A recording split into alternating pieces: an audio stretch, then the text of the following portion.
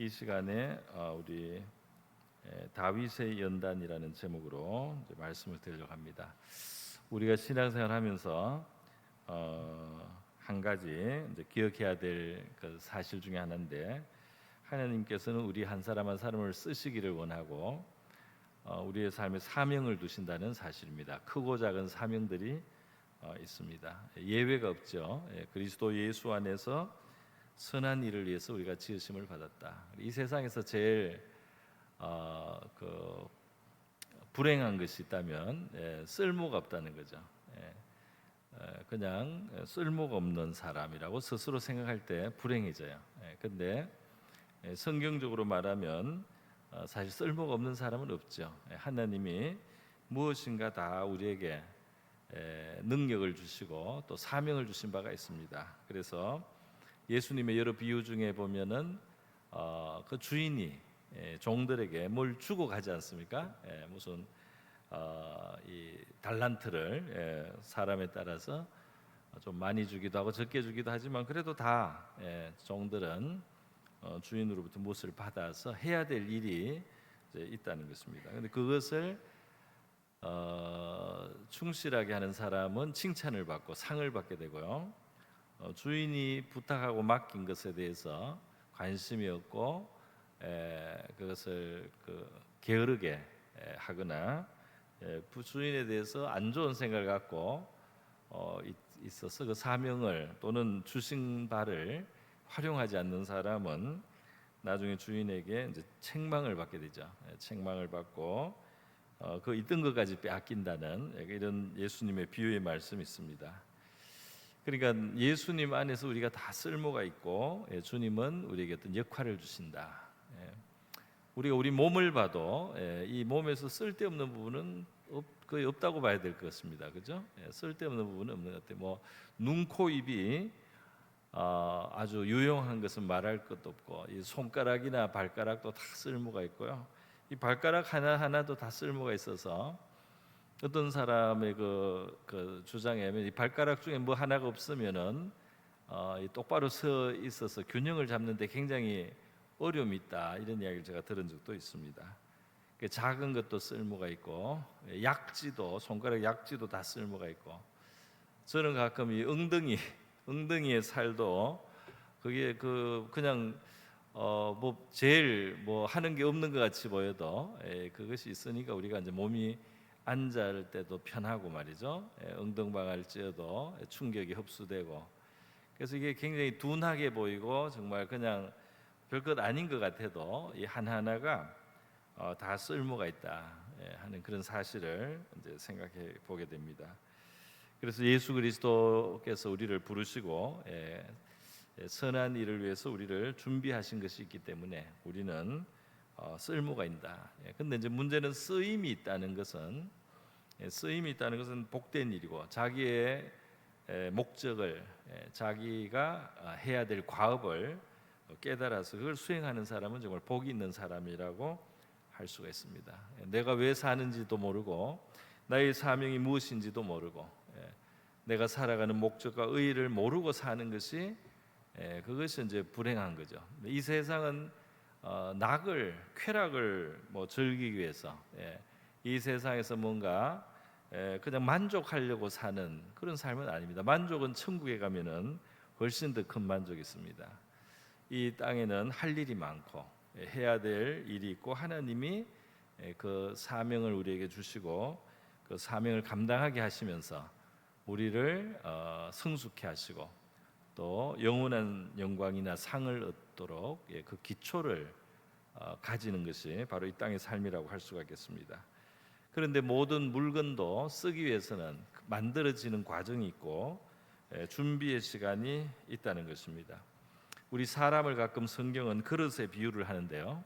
그릇, 사람을 그릇이라고도 표현을 하죠. 그래서 이제 우리는 질그릇 같지만은 우리 질그릇 같은 우리가 보배로운 주님을 우리가 담고 있는 그릇이다, 이런 표현이 성경에 있습니다. 어쨌든 질그릇이든 무슨 조금 더 질이 나은 무슨 도자기든지 어떤 그릇이 되더라도 이제 이 그릇의 용도와 쓰임에 따라서 이 그릇이 빚어지는 데 보면 시간이 걸리고 어떤 과정을 거치게 되는 것을 볼 수 있습니다. 그래서 우리 도자기 같은 것을 보면은 이제 그릇을 크게 만들려면 재료도 많이 들어가고 시간도 오래 걸리고요. 또 다루는데 여러 가지 그 공이 많이 들어갑니다. 또 이 두꺼운 그릇은 말리는데 시간도 오래 걸리고요. 또 굽는데도 시간이 더 길고요. 또 그렇게 해야만 이것이 금이 가지 않는다, 이런 이야기가 있습니다. 그래서 중요한 또 더 이제 역할이 있을수록, 역할이 또 클수록 그릇을 그런 그릇을 만드는 데는 더 많은 공이 들고 더 시간도 걸리고 더 많은 손길이 간다는 것이죠. 이렇게 그릇 하나도 그냥 쓰이게 되는 것이 아니고 이제 과정이 있고 준비가 있다는 것입니다. 우리 사람도 마찬가지죠. 사람도 하나님 앞에 서던 그릇으로서 우리가 빚어지고 만들어지는 바가 있다는 것입니다. 그래서 우리가 더 빚어지고 더 잘 만들어질수록 더 쓰일 것이고 더 유용할 것이고 더 유익한 그런 역할을 하는 그릇이 될 수 있다. 대충 쉽게 만든 그릇은 고만한 쓰임에 그냥 그치겠지만은 조금 더 많이 쓰이고 또 견고하게 쓰려면 조금 더 손길이 가고 조금 더 그게 다룸이 있게 되는 거죠. 그런 것이 있다. 이것을 이제 우리 오늘 제목에 바로 연단이라는 제목으로 표현했습니다. 풀무는 금원이나 은이나 이 쇠를 연단하지만 이제 하나님은 우리의 마음을 연단하신다는 말씀이 있어요. 그래서 하나님은 우리의 마음, 인격, 성품 이런 것들을 연단을 하셔서 그 연단하셔서 그 연단하신 그 결과로서 우리를 쓰임이 만들어진다는 겁니다. 우리가 역할할 수 있는 일들이 그것에 따라 생긴다는 것입니다. 그래서 오늘 저는 바로 이러한 우리 하나님 앞에서 우리가 좀 보람 있는 삶을 살기 위해서, 다시 말해서 쓰임 받는 삶을 살고 또는 하나님이 주신 우리의 어떤 목적과 사명을 따라서 살아가기 위해서 하나님이 우리를 이제 빚으심이 있다는 거 기억하면서 오늘 다윗을 통해서 교훈을 특별히 살펴보려고 합니다. 우리 빌립보서 2장에 보면 이 쓰임 받은 사람들의 연단이 있다는 것을 알 수 있는 구절 중에 하나가 빌립보서 2장 22절인데요. 이제 사도 바울이 디모데가 연단 받았다는 것에 대해서 언급을 합니다. 너희는 디모데의 연단을 너희가 알고 있다 그랬어요. 그래서 나하고 같이 수고를 하고 굉장히 고생을 하고 애를 쓰면서 그가 연단을 받았다. 디모데의 연단을 너희가 안다. 그래서 디모데가 이렇게 연단 받은 사람이기 때문에 신뢰할 수 있는 종이다 이 말입니다. 그죠? 신뢰할 수 있는 종이 그냥 되는 게 아니에요. 하나님 앞에 연단을 받은 것입니다. 모세도 연단을 받는데 시간이 오래 걸렸어요. 기본적인 훈련도 많이 받고 이 일반적인 세상에서의 자질도 많이 갖추고 또 하나님의 영적인 훈련까지 받고 하다 보니까 이 사람은 80이 됐을 때 준비가 됐어요. 80이 됐을 때 하나님 앞에 쓰일 준비가 된 겁니다. 얼마나 연단을 받았습니까? 우리가 아는 사도 바울도 그가 회심을 했어요. 예수님을 이제 진짜로 알게 되고 이제 이 복음을 깨닫게 됐어요. 그러면 사도 바울이 바로 쓰였느냐? 그렇지 않습니다. 바로 자기의 잘못을 깨닫고 예수님이 주님이신 걸 알았어요. 그게 바로 시작이 되느냐? 바로 사도의 생활이 시작되는 것이 아니고 아라비아로 갔다고 돼 있죠. 성경에 보면 아라비아로 가서 3년간 아라비아에서 지내면서 굉장히 깊이 이 진리를 묵상하고 진리를 깨닫고 그동안 자기가 잘못 생각하던 것을 다 수정해서 바로잡고 예수 그리스도를 중심으로 구약 성경을 다 이해하게 된 겁니다. 사도 바울이 3년이 걸렸어요. 예수님 중심으로 구약 성경을 다 다시 이해하는데 기도하고 묵상하면서 그리고 자기의 사명을 깨닫고 하나님과 교제하는 사역의 준비를 하는데 3년을 많이 썼죠. 그리고 또 바로 뛰어든 것이 아니고 다소에서 겸손하게 다소라고 하는 자기 원래 고향 쪽으로 가서 기다리고 있어요. 하나님이 자기를 써주실 때를 기다리는데 나중에 부름을 받아서 이제 사도들의 부름을 받고 사역을 감당하게 된 것입니다. 오늘 다윗도 하나님이 다윗을 일찍이 참 이스라엘의 왕이라고 하는 엄청난 그런 부름을 가지고 선지자 사무엘이 다윗의 집에 와서 기름 부어서요. 그렇게 아마 10대 정도가 아닌가 싶은데요. 기름 부음을 받았지만은 이제 그 다음에 뭐 바로 이스라엘 왕이 되는 게 아닙니다. 굉장히 긴 과정을 통해서 특히 연단을 많이 받습니다. 그가 많은 연단을 받은 후에 어떤 단계를 거쳐서 나중에 유다 왕이 되고 그리고 전체 이스라엘의 왕이 됩니다. 그 전에 혼자 자기 몸을 피신하는 도망자의 생활도 하고요. 그다음에 이스라엘의 온갖 어려움을 당해서 또 파산하거나 억울한 일을 당하거나 빚지고 이제 뭐 아주 문제가 많은 사람들, 오갈 데 없는 사람들을 하나님 보내주셔서 그들과 함께 부딪히면서 그들도 400명, 나중에 600명까지 되는데요. 이 사람들하고 부딪히면서 다윗이 지내는 거예요. 그 사람들을 먹여 살리는 책임도 지고 그 사람들의 그 괴로운 이야기를 다 들어주고 위로도 하고 또 잘못 생각하는 거 바로 잡아주기도 하고. 그래서 다윗이 이 아둘람이라고 하는 그 동굴에서 20살 때 사람들이 자꾸 찾아와가지고 그래서 다윗의 무리가 만들어졌어요. 다윗이 그들과 함께 살면서도 연단을 많이 받습니다. 환경이 좋지가 않기 때문에 연단이 있는 거예요. 모든 게 다 만족스럽고 모든 게 다 갖춰지고 모든 게 받쳐주면은 그 연단 받을 게 있겠습니까? 우리 주변에 있는 모든 사람이 친절하고 우리 가운데 있는 모든 일들이 부족함이 없고 모든 것이 풍족하고 모든 걱정할 것도 없는 이런 환경에서 연단이라고 하는 게 있을 수 있겠습니까? 연단이라는 게 있을 수가 없죠. 그래서 정말 어폐가 있고 재밌는 말이 있습니다. 좋은 게 좋은 게 아니고 나쁜 게 또 나쁜 게 아니에요. 그래서 하나님이 연단하셔서 이 다윗을 쓰시게 됐다 하는 사실입니다. 오늘 사실 이 한 가지가 오늘의 큰 주제인데 제가 다윗의 본문이 성경에서 아마 제일 많은 분량일 거예요. 다윗의 생애가 3단계가 있습니다. 처음에 하나님 앞에 그 준비되고 연단받는 과정이 있고요. 나중에 그 다음 단계는 그 열매를 따고 승리하는 단계가 있어요. 그 다음 또 세 번째로 가면은 너무 승리하고 이렇게 하다가 방심해가지고 징계를 당하고 그 징계에서 다시 새로운 또 연단을 받는 그런 시기까지 한 번 더 나옵니다.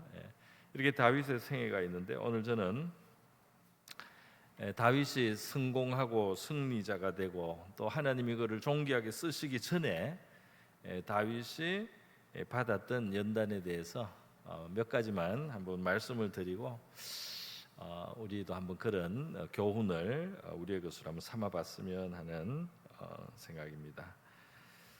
여러분, 이 다윗이 받았던 그 연단의 본질을 우리가 한번 생각해 볼 필요가 있어요. 그게 뭐냐 하면은 자, 이제 하나님은 뭔지는 모르지만 엄청난 그 말씀을 한 거죠.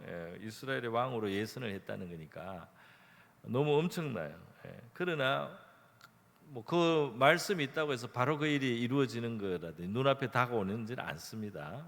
그하고 별로 바로 그런 일이 이루어지는 것 같지는 않아요. 그러나 하나님이 말씀하신 것은 시간이 걸릴지라도 또 거리가 있어 보일지라도 그것이 이루어진다는 놀라운 사실입니다. 그래서 하나님의 말씀은 어디로 가지 않고 반드시 그 결과를 내고 결실을 한다는 선지자의 말씀이 있습니다.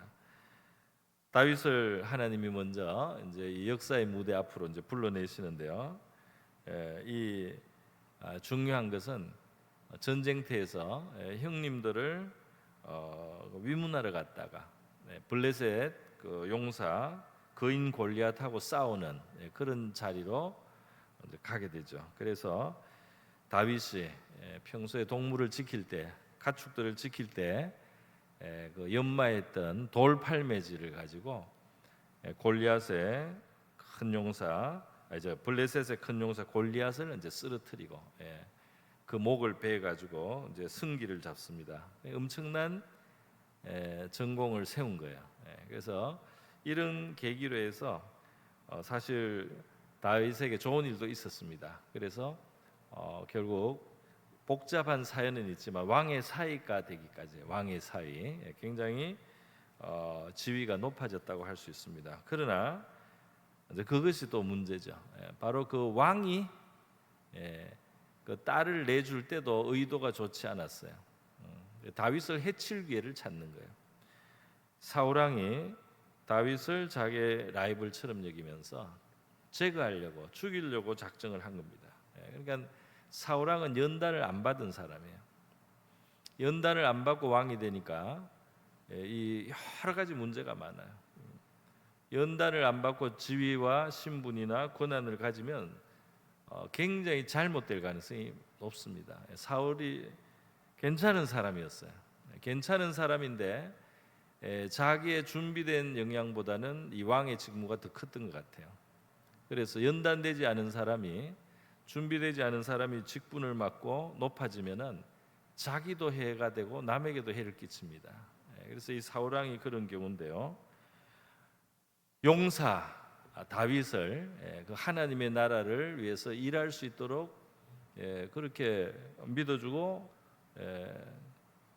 함께 일하면 되는데 그 다윗을 없애버리려고 사람들한테 이 다윗이 너무 인정을 받는 게 시기심이 생기고 이래가지고 왕이 다윗을 아주 나쁜 눈으로 보면서 다윗을 제거하려고 하기 때문에 다윗이 연단이 이제 오는 겁니다. 그러니까 연단의 상황은 이러한 이 세상적인 여러 요소들이 우리에게 괴로움이나 고통을 가져다 주기에 충분한 것들이 이 세상에 너무나 많이 있어요.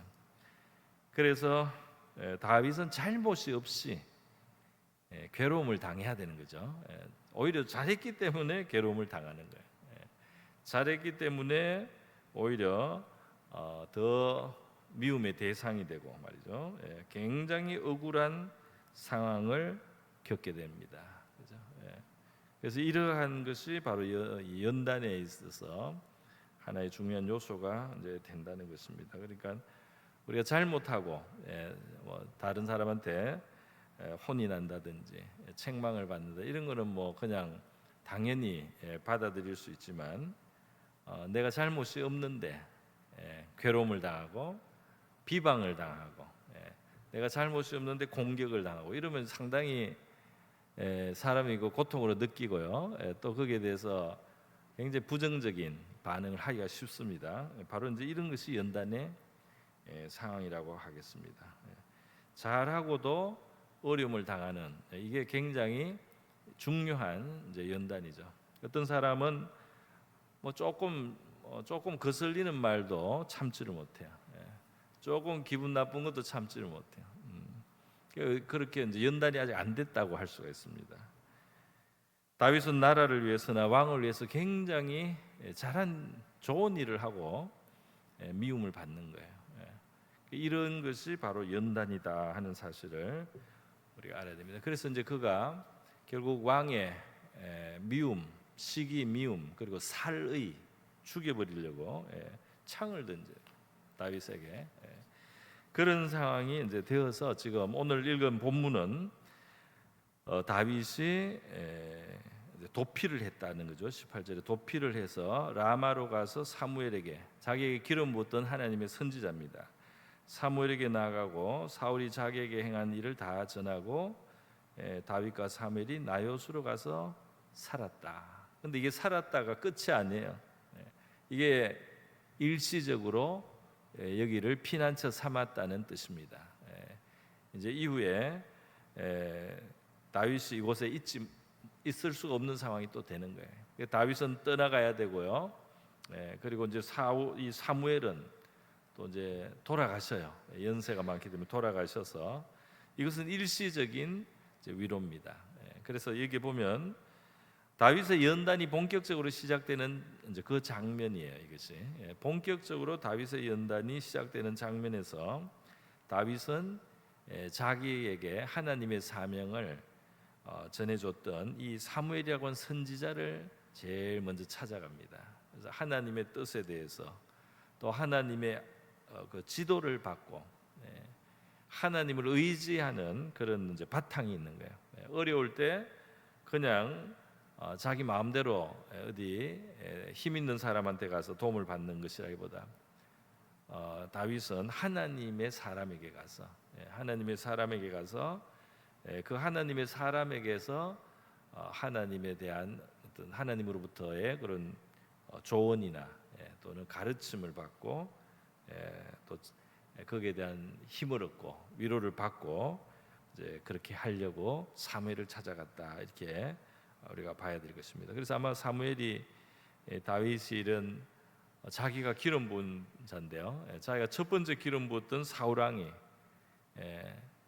이 자기가 두 번째 기름을 부은 이 다윗을 핍박하는 이 상황을 이제 듣고 사무엘도 마음이 굉장히 착잡하고 괴로웠을 것입니다. 어쨌든 다윗을 위로하고 이제 격려하고 또 어떤 마음가짐을 가져야 되는지 다윗에게 많이 설명해 줬으리라고 생각이 들어요. 그리고 여기서 다윗은 아마 이렇게 하나님하고 굉장히 가까운 이 사무엘을 통해서 영적으로 더 성장하거나 성숙할 수 있는 아마 그런 시간이 되었으리라고 생각합니다. 나중에 여기에까지 이제 사울 왕이 잡으러 또 와요. 그래서 사울 왕의 그 칼날은 피하지만은 결국은 이제 다윗은 사울 왕이 자기를 다시는 용납하지 않고 반드시 없애려고 한다는 사실을 확인한 다음 이제 진짜 긴 도망자의 삶으로 이제 펼쳐지게 되는 게 뒤에 이어지는 20장, 21장으로 이제 나오고 있습니다.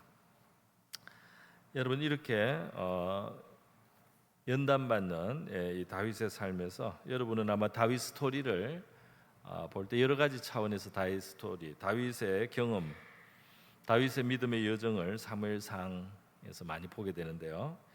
이제 거기에서 보면 이 연단의 시기에 어떤 자세가 그에게 있는지, 또 어떻게 이것이 하나님 보시기에 괜찮은 그 연단과 시련의 상황 속에서 그것을 허락하신 하나님의 뜻에 상당히 부합하여서 다윗이 그 훈련을 소화하고 있다 하는 사실을 이제 우리가 보게 됩니다. 그래서 이 어려운 연단의 상황 속에 다윗이 그것을 소화하고 그 이제 소화하는 그 이야기가 사무엘상에 나오는 거예요. 그래서 사무엘 하로 가면은 이제 왕이 됩니다. 먼저 유다의 왕이 되고 나중에 이제 또 이 이스라엘 전체 왕이 되는데요. 다윗이 하나님 앞에 연단을 받은 것 중에 몇 가지 우리가 참 인상적인 게 몇 가지 있어요. 굉장히 많지만은 오늘 시간 관계도 있고 해서 몇 가지만 제가 말씀을 드리도록 하겠습니다. 첫 번째로는 자, 다윗이 도망가는데 이 사울 왕이 다윗을 죽이려고 많이 계속 추격을 해오거든요. 군대를 모아가지고 그런 아슬아슬한 위험한 시간을 많이 갔는데 그런 와중에 다윗이 사울을 죽일 수 있는 기회가 두 번이 나와요. 이미 사울은 다윗을 죽이려고 쫓아오기 때문에 사울을 죽여도 사실 정당방위라고 할 수가 있을 정도입니다. 그죠? 그럼에도 불구하고 다윗이 사울 왕을 죽이지를 않습니다. 자기가 죽이면 자기는 이제 고생이 끝나고 또 사울 왕 다음으로 다윗을 하나님이 기름 붓고 왕으로 세우려고 한다는 사실을 벌써 아는 사람들이 있어요. 그렇기 때문에 이 왕이 될 사람을 죽이려고 하는 사울 왕이 죽어야 될 사람이죠. 그래서 이 사울 왕을 만약에 다윗이 죽인다면은 일단 다윗의 고생은 끝나고 빨리 왕이 될지도 몰라요. 그럼에도 불구하고 다윗이 사울 왕을 죽이지 않습니다. 사무엘상 24장에 보면 엔게디 동굴에 숨었을 때 동굴에 숨어 있는데 모르고 사울 왕이 와서 그 끔끔한 데 들어와서 가까이 있는 거죠. 다윗이 칼을 가지고 그 옷자락을 벨 수 있을 만큼 가까이 있었어요. 옷자락만 베고 나중에 이제 그 증거로 보여주죠. 나중에 밖에 나가서 내가 죽일 수도 있었는데 이렇게 안 죽였던 걸 보라고. 그러면서 나를 이렇게 괴롭히고 쫓아다니지 마시라고 이제 그렇게 호소하기 위해서 옷자락을 벤 일이 있습니다. 그때 이제 한번 그냥 마음 먹고 찔렀으면은 사울왕은 죽을 수도 있는 그런 일이었습니다. 또 26장에 사무엘상 26장에 보면 십황무지에 있을 때 사울이 군대를 와서 포위를 하고 막 이렇게 하다가 밤에 완전히 잠이 들었어요.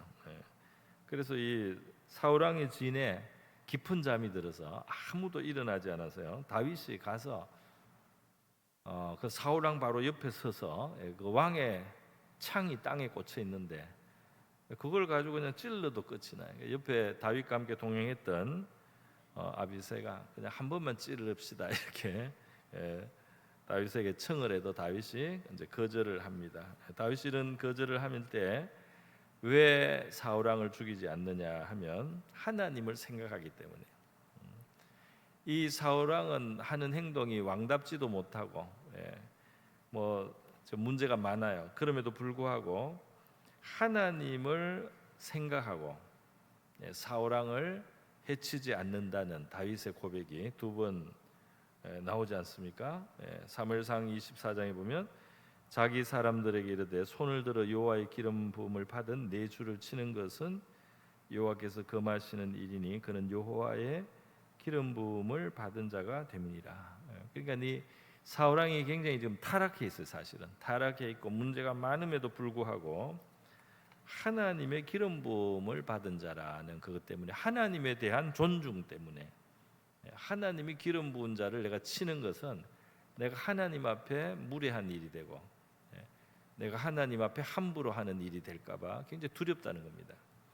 그래서 사울왕을 손을 대지 않는단 말이에요. 십황무지에서도 마찬가지. 아비새가 죽이려고 했는데 부하 아비새예요. 아비새에게 이르되 죽이지 말라. 누구든지 손을 들어 여호와의 기름 부음을 받은 자를 치면 죄가 없겠느냐. 그러니까 이 다윗은 사울왕의 목숨이 자기 손아귀에 들어왔어요. 손아귀에 들어와서 자기가 마음만 먹으면은 바로 몇 초 안에 사울을 죽이고 자기는 더 이상 이렇게 도망 다닐 필요가 없어지는 거죠. 그런 쉬운 길이 있는데 그 쉬운 길을 택하지 않는 거예요. 왜 택하지 않느냐면 하나님을 존중하느라고. 하나님을 귀하게 여기기 때문에 하나님을 굉장히 존중하기 때문에 하나님과 관련된 것을 내가 함부로 처신할 수가 없다 이 말이에요. 여러분 이것은 사무엘서 전체에 관통하는 아주 중요한 핵심 메시지를 깔고 있는 것입니다. 사무엘서가 관통하는 핵심 메시지가 사무엘상 2장 30절에 나와요. 같이 한번 읽어보겠습니다. 시작. 그러므로 이스라엘의 하나님 여호와가 말하노라. 내가 전에 내 집과 내 조상의 집이 내 앞에 영원히 행하리라 했으나 이제 나 여호와가 말하노니 결단코 그렇게 하지 아니하리. 나를 존중히 여기는 자를 내가 존중히 여기고 나를 멸시하는 자를 내가 경멸하리라. 아멘. 하나님이 엘리 제사장, 엘리 제사장과 그 아들들이 하나님을 멸시하는 거예요. 그리고 멸시하는 엘리 가문이 망해요. 결국은 망하고 불행하게 됩니다. 그래서 하나님이 이 말씀을 했는데 이 말씀은 엘리 제사장의 집안에도 응하고요. 그 다음에 사울 왕에게도 응하고, 그 다음 이 다윗에게도 응하고, 이 말씀은 한나에게도 응하고, 사무엘 선지자에게도 응하고, 사무엘서에 나오는 모든 중요한 인물들의 삶을 살펴보면 하나님을 존중하는 사람이 존중을 받고, 하나님을 경멸히 여긴 사람은 결국 멸시함을 받는 자리로 떨어진다. 그래서 다윗은 연단을 받는 과정에서 비록 고달프고 괴롭지만은 하나님을 여전히 두려워하고 하나님을 경외하는 마음을 그가 가지고 있다는 것을 우리가 볼 수 있어요. 그것이 연단 받으면서도 그걸 한다는 것. 이것이 다윗의 하나님 앞에서 훈련되고 또 하나님이 그를 신뢰할 수 있는 그런 모습이라고 할 수가 있겠습니다. 그래서 그 안에 얼마나 하나님을 경외하느냐, 그것이 고난의 시간에, 시련의 시간에도 얼마나 하나님을 존중히 여겨 드리느냐 하는 것으로 나타나죠. 또 실제로 그 어려운 상황에서 그렇게 결단함으로써, 그렇게 마음을 먹음으로써 이 사람은 정말 하나님을 경외하는 사람으로 빚어지는 거죠. 그렇게 다윗은 연단을 잘 소화했다고 할 수가 있겠습니다. 또 한 가지를 소개해드리겠습니다.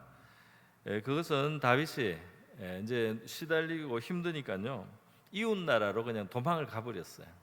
이웃 나라 모압 쪽으로 그냥 가버렸어요. 이렇게 가면은 이제 사울 왕이 이제 쫓아오진 않죠. 다른 나라까지 쫓아오진 않으니까. 자, 그런데 이 모압 지역에 갔을 때 하나님이 선지자를 보냅니다. 선지자. 다윗의 주변에는 선지자가들이 있어요. 요나단이 있고 선지자 갓도 있어요. 갓이라고 하는 선지자가 있는데요, 이 사람이 하나님의 보냄을 받아서 다윗을 찾아와요. 다윗은 상당히 오랫동안 시달리다가 이제 외국에 와서 조금 이제 좀 안식을 하는 거예요. 좀 이제 쉼을 갖습니다. 이제 좀 마음 편히 발 뻗고 자는 거예요. 그런데 하나님이 보낸 선지자 갓이라고 하는 사람이 와서 하나님의 명령을 전합니다. 그 내용은 뭐냐면 여기서 이렇게 편하게 있지 말고 유다로 들어가라는 거예요. 유다 땅으로. 그 땅에는 사울 왕이 다윗을 잡으려고 쫓아다니는, 사울이 다윗을 사냥하는 사냥터입니다. 유다는. 그런데 여기 지금 피해 나와 있는 다윗에게 유다로 돌아가는 거예요, 하나님이. 그러니까 하나님이 좀 그냥 계속 쉬게 하면 좋을 텐데 그 쉬는 자리 있지 말고 가서 네가 피곤하더라도 그리고 시달리더라도 내가 원하는 그곳에 너가 있기를 바란다. 이렇게 하나님이 지시를 한 겁니다. 그래서 다윗이 어떻게 할까요? 하나님 너무합니다. 나를 이렇게 부당한 고생을 하게 하고 겨우 내가 멀리 와가지고 겨우 조금 안식을 하려고 하는데 나를 그렇게 또 고달픈 땅으로 돌아가라고 합니까? 내가 뭐 여기서 죄를 짓는 것도 아니고 그냥 너무 힘들고 괴로워서 좀 피해 있는데 이렇게 말할 수도 있을 거 아니에요, 그죠? 그런데 다윗은 하나님의 말씀을 그대로 들었어요. 그것을 떠났다 그랬어요. 헤렛 수풀에 이르렀다는데 이것은 이제 유다 남쪽에 있는 유다 지역에 고로 들어갔다는 이 말입니다. 이것은 사실은 하나님이 편한 자리에 있는데 지금 어려운 자리로 가라고 하는 거예요. 그랬더니 다윗이 어려운 자리로 옮겨갔다 이 말입니다. 여기까지 가서 좀 지나면 시달리는 상황이에요. 그럼에도 불구하고 다윗에게 있어서 중요한 것은 자기를 향한 하나님의 뜻이 드러났을 때 하나님의 뜻에 일단 순종을 하는 거예요. 하나님의 뜻에 일단 순종을 하는 거예요. 하나님의 뜻에 일단 순종하고 들어간다고요. 그 결과로 자기가 조금 더 번거롭고, 하나님께 순종한 결과로 자기가 조금 더 피곤하고, 하나님께 순종한 결과로 자기의 삶에 사실은 좀 고생이 오는 거예요. 그럼에도 불구하고 하나님이 지시를 하니까 일단 그것을 받아들이는 거, 이것이 다윗의 모습이에요. 다윗이 그냥 갑자기 하나님 앞에 참 영광을 받고 존귀를 받고 또 부귀와 영화를 얻고 또 그 나라의 공의를 행하는 왕이 갑자기 되는 게 아니고, 사실은 바로 이렇게 다윗이 연단의 시간을 보낼 때 그가 고생 속에서 그의 믿음이, 그리고 그의 하나님을 향한 자세가 말이죠, 굉장히 확실하고 굳건하게 세워졌기 때문에, 그러니까 이 마치 그 뜨거운 용광로 같은 데서, 그죠, 풀무에서 이 빚어진 항아리가 뜨거운 열을 견디지 않습니까? 뜨거운 열을 견디고 해서 이게 단단하게 되는 거예요. 유약을 바르고 또 불에 넣으면은, 유약을 바른 다음에 또 불에 넣으면 막 엄청난 그 열을 참는 거죠. 그리고 단단하게 됩니다. 그렇기 때문에 여러분, 이렇게 연단을 하나님이 더 뜨거운 자리로 밀어넣는 게 하나님이, 뜨거운 자리에 가라고 하니까 다윗이 뜨거운 자리로 들어갔다 이 말입니다. 그것이 다윗을 단단하게 만들어서 그가 나중에 하나님 앞에 귀하게 쓰이고 견고하게 쓰일 수 있는 기초가 되었다는 사실입니다. 여러분, 한 가지만 더 소개하겠습니다. 우리 사무엘상 25장에 보면 다윗이 큰 잘못을 할 뻔해요. 무슨 잘못이냐?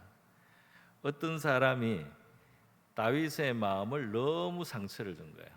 나발이라고 하는 부자입니다. 나발이라고 하는 부자가 다윗을 굉장히 모독해요. 왜냐하면 다윗은 이 400여 명을 먹여 살려야 되는 거예요. 그런데 자기들한테는 아무것도 없어요. 이 사람들밖에 없어요. 그러니까 다윗이 어떤 식으로 살았냐 하면은 이 부자나 이런 사람들이 양을 치우는 그 지역에 가서 도와줍니다. 그 주변에 경호도 서주고 짐승도 쫓아주고 그리고 다른 도적대가 해치지 못하도록 울타리 역할을 해주는 거예요. 이거는 부탁을 해서 하는 게 아니고 그냥 자기들 일단 먼저 해주는 거예요. 그렇게 해준 다음에 나중에 이제 추수 때나 이런 때 가면 찾아가서 조금 우리가 이렇게 조금 도움을 드리려고 노력을 했는데 좀 우리를 생각해 달라 이렇게 하면 양식을 조금 얻어오는 겁니다. 그렇게 해서 살았어요. 뭐 어떤 사람은 이게 요즘에 사설 경호업이다 이런 말도 하는데요. 뭐 사설 경호업은 우리 그 고객이 가서 이제 부탁하면은 이제 요청하면은 해주는 거지만 이거 다윗은 그럴 위치도 안 되는 거예요. 그러니까 일단 자기들이 보호를 하고 도움을 주고 난 다음에 나중에 찾아가서 좀 우리가 이렇게 어렵게 지내니까 좀 도와달라 이렇게 해가지고 양식을 얻어오는 이런 식으로 살았어요. 그러면 이제 웬만하면은 사람들이 다윗에 대해서 아는 사람은 더더욱 다윗이 참 지금 어려움을 당한다 이렇게 알고는 다윗을 도와주기도 하고 또 뭐 양심적으로 저 사람들이 있는 덕분에 우리가 안전했고 또 동물들이나 강도로부터 도적대로부터 우리의 양들이 도둑을 맞지 않았다 이렇게 해가지고 이제 고맙다 하고 뭐 양 몇 마리도 주고 또 쌀 뭐 밀이나 이런 것도 좀 주고 이렇게 해가지고 다윗이 살아온 거예요. 그런데 나발이라는 사람이 굉장히 고약한 사람이요. 자기가 부탁 안 했는데 다윗이 자기를 도왔다는 그걸로 이 다윗의 그 한 일을 인정을 안 해. 인정을 안 할 뿐 아니라 다윗의 약점을 찔러서 모욕을 하는 거예요. 뭐라고 모욕을 했느냐? 요즘에는 다윗이 누구냐 이러면서 요즘에는 주인에게서 도망쳐 나간 이런 노예들이 많다고 하던데 이런 식으로 말을 했어요. 그러니까 다윗이 지금 사울 왕에게 쫓기고 있는 그 어려운 신세를 마치 불충스러운 종이 주인의 뜻을 거스려서 도망쳐서 나가서 사는 이런 안 좋은 종으로 안 좋은 종처럼 다윗을 비유를 했다 이 말이에요. 다윗은 얼마나 억울합니까? 그러니까 이 지금 을의 입장에 있는 다윗을 아주 놀리고 조롱하면서 도움을 요만큼도 안 주려고 인색하게 나발이 오히려 모독으로 했습니다. 그러니까 선을 악으로 갚았어요. 이때 다윗의 이제 마음이 못 참는 거예요. 못 참아서 그 전가를 들었어요. 전가를 듣고 자기가 보내서 아주 공손하게 이제 좀 부탁을 했는데 나발이 그런 식으로 대꾸를 하니 그걸 대답을 가져왔습니다. 자기 부하가. 그러니 다윗이 너무 자존심이 상하고 화가 났어요. 그래서 칼을 차고 일어났습니다. 나발을 죽여야 되겠다. 그래서 칼을 차고 가는 거예요. 그런데 이제 가는 와중에 그 나발의 아내 아비가일이라고 하는 지혜로운 여자가 다윗이 온다는 소식을 또 전해 들었어요. 나발은 뭐 잔치하고 술잔치 베풀어서 정신도 없고요. 그러니까 아비가일은 남편 나발에게 말도 안 하고 다윗의 그 분노를 누구뜨릴 수 있는 양식과 먹을 것을 잔뜩 준비를 해가지고 그걸 가지고 마주 나갑니다. 그래서 자기 종들하고 같이 마주 나가서 길에서 마주쳐요. 그래서 막 머리를 땅에 대고 절을 하면서 사과를 합니다. 여자가 남편을 대신해서 사과를 해요. 그리고 우리 남편은 정말 미련한 이름이다고. 그러면서 다윗은 하나님이 왕으로 세운 사람이라는 걸 인정을 하고요. 그러면서 앞으로 왕이 되실 분인데 이렇게 사사롭게 복수를 해가지고 그 어떤 나중에 받으실 영광에 누가 되지 않겠습니까? 그러니까 좀 참으시라고 이렇게 굉장히 지혜로운 말로 다윗의 분노를 이제 누구도 시도를 했어요. 근데 이렇게 아비가일이 말을 하는 것을 들었을 때 다윗이 그것을 완전히 열린 마음으로 받아들였습니다. 그러니까 분노를 오래 품지 않았어요. 그리고 그 말이 옳다는 것을 인정을 했어요. 그래서 다윗이 아비가일을 오래 칭찬해주고 내가 이렇게 피를 흘리려고 했던 내가 이제 혈기를 잠시 못 다스려서 나중에 후회할 일을 할 뻔했는데 이것을 막아준 것에 대해서 하나님께 감사하고 아비가일에게 감사하고 그렇게 또 아비가일이 가져온 음식을 받아가지고 다윗이 물러갑니다. 그래서 이 귀를 열고 말이죠. 지혜로운 말에 귀를 열고 자기 실수를 인정하고 정말 실수할 뻔한 거죠, 크게. 그런데 실수로 가고 있었던 자기의 길을 돌이켜서요 온유한 마음으로 바로잡은 거예요. 아비가일이 하나님이 보낸 사람이다 이렇게 인정을 하는 겁니다. 하나님이 나를 교훈해 주신 것이다. 여러분 구약 성경에 보면 요시아라고 하는 굉장히 훌륭한 왕이 있는데요. 이 훌륭한 왕이 실수를 한번 해요. 무슨 실수냐? 애굽의 왕 느고가 저 북쪽에 있는 나라하고 전쟁을 하러 가는데 요시아가 괜히 그 길을 가로막았어요. 자기 나라 근처로 지나가니까 느고가 아니 나는 너하고 싸우려고 하는 게 아니야. 저쪽으로 가서 내가 싸우는 길만 열어줘라. 근데 요시아가 그것을 길을 안 열어줍니다. 그래서 그 전쟁을 느고 애굽 왕하고 하다가 요시아가 전사해서 죽어요. 굉장히 좋고 훌륭한 왕이었는데 괜히 애굽 왕하고 싸우다가 죽었어요. 거기에 대해서 역대기에 평가가 있습니다. 뭐라고 평가했느냐면 애굽 왕 느고의 입에서 나오는 하나님의 말씀을 듣지 않았다 그렇게 돼 있어요. 애굽 왕 느고가 나하고 전쟁하지 말아라. 너 나하고 싸울 필요 없다. 이렇게 한 것은 비록 이방 왕의 입에서 나온 말이지만 그건 하나님이 주신 말씀과 같다는 겁니다. 그 이방 왕이라고 무조건 무시하면 안 되는 거죠. 이방 왕을 통해서도 하나님이 말씀할 수 있다. 내가 생각할 때 나보다 어리석은 사람을 통해서도 하나님 말씀할 수 있고 믿지 않는 사람을 통해서도 하나님이 나를 교훈할 수가 있고 그죠? 나보다 더 어린 사람, 내 자식을 통해서 어린아이를 통해서도 하나님이 나에게 말씀할 수도 있다. 이렇게 해야 된다는 거예요. 그런데 요시아가 이방 왕이 말하니까 무조건 뭐 들을 필요가 없다고 생각한 거예요.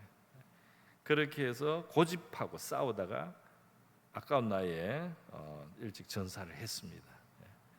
오늘 이 다윗이 말이죠. 비록 신세는 딱하지만은 그래도 다윗은 기름 부음 받은 사람인데 그죠? 그리고 400명을 그래도 거느리고 있잖아요. 근데 한 여자의 말을 들어줬어요. 한 여자의 말. 그 여자는 누군지도 몰라요. 나발의 아내라고 하니까 처음 보는 사람이에요. 길에서 갑자기 나와서 말을 하는데 다윗이 그 말을 잘 들어보더니 맞다는 거예요. 이건 하나님이 나를 어리석은 짓을 하지 않게 하려고 보낸 사람이다. 이렇게 인정을 하고 겸손하게 자기 길을 바로잡았다면 할렐루야. 예.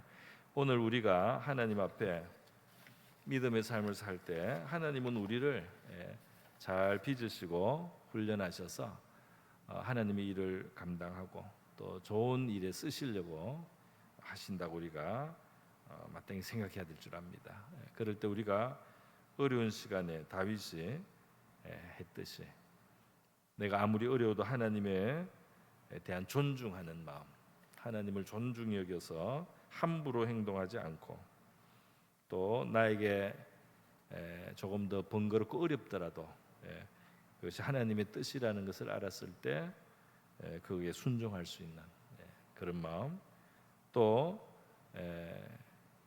자기의 잘못을 바로잡을 수 있도록 말해주는 조언이 누구에게서부터 나오든지 그 말을 듣고 자기의 어리석은 길을 바로잡을 수 있는 이런 유연한 마음으로 다윗이 연단의 시간을 보냈기 때문에 다윗은 나중에 잘 준비가 되어서요 하나님께서 주시는 중요한 이스라엘 왕의 직무도 넉넉히 감당하게 된 줄로 믿습니다. 오늘 저와 여러분도 연단의 시기가 이런저런 모습으로 우리의 삶 속에 있을 때 그냥 힘들다 어려운 시간이다 이렇게 생각하지 말고 어려운 시간이기 때문에 하나님이 나를 더 빚으시고 나를 이 풀무와 용광로라고 하는 것은 순도를 높이잖아요. 순도를 높이고 형상을 변화시키는 거예요. 뜨거운 데 들어가지 않으면 변하지가 않습니다. 그죠? 뜨거운 데 가야지 그다음 또 두드려야지 이 모양이 이제 갖춰져요. 그릇도 사람이 이 토기장이가 누르고 꺾고 막 굽히고 또 찌그러뜨렸다가 또 올리고 이렇게 해가면서 모양이 만들어진다 이 말이죠. 아무 일도 없이 안락하게 평안하게 그렇게 지내는 가운데는 오히려 이 연단의 그 열매를 우리가 가질 수가 없다 하는 것입니다. 그러므로 오늘 저와 여러분은 우리 가운데 있는 시련이나 어려움 속에 하나님께서 나를 어떻게 빚으시는가를 생각해 보시고 이 속에서 더 계속해서 하나님 앞에 바른 자세를 가지고 바른 마음을 가지고 잘 준비되어서 하나님께 귀하게 쓰임 받는 우리 모두가 될 수 있기를 바랍니다. 제가 한번 기도하겠습니다. 고마우신 하나님 아버지 감사드립니다. 오늘 우리 다윗이 받은 연단을 몇 가지로 저희들이 생각해 봅니다. 우리 한 사람 한 사람에게 사명을 주시고 예수 안에서 선한 일을 이루는 도구로 우리를 불러주셨다는 사실을 감사드립니다. 우리 한 사람 한 사람은 우리 각자의 사명을 깨닫게 하여 주시옵소서. 하나님이 이 세상에서 가장 복된 사람은 하나님의 사명을 깨닫고 그것을 감당하는 사람인 줄 믿습니다. 그러나 이 사명을 감당하는 그러한 상황이 있을 때 하나님은 우리에게 연단의 시간도 주시고 우리를 빚으시는 손길도 있다는 사실을 우리가 깨닫고 다윗과 같이 연단과 시련의 시간 하나님을 존중히 여기며 하나님께 여전히 순종하면서 우리의 잘못을 바로잡아 주시는 하나님의 교훈과 깨달음을 받아들이고 하나님 앞에 바르게 빚어지는 우리 모두가 되게 하여 주시옵소서. 고마우신 예수님의 귀하신 이름으로 기도드립니다. 아멘.